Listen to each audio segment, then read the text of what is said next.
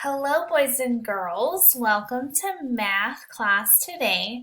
So we are going to do shape solids. This paper looks a little bit like one you did last week, but this time we are doing it with solid shapes instead of plain shapes. So the first thing that you're going to do is you're going to come click on your microphone button so it records your work for your teacher. And then it says in this first spot, it says put an X on the little shapes.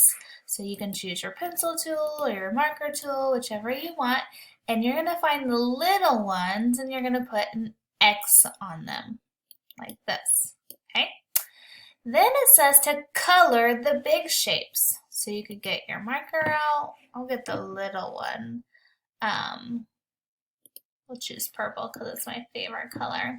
And it says to color the big shapes purple.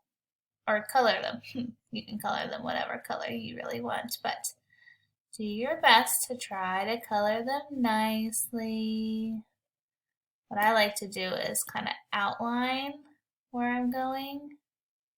That way I stay in the shape and then color on the inside. Slow and in control of my movements.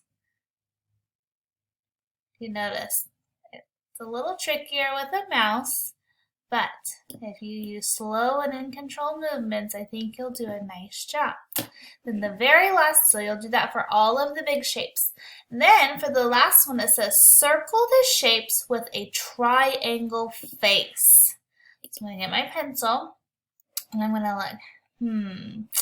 This one has a triangle face.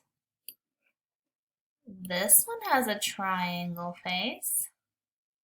So I'm going to circle all of the shapes that have a triangle for the face. When I'm done, I'm going to come up here and click the green button to send to my teacher.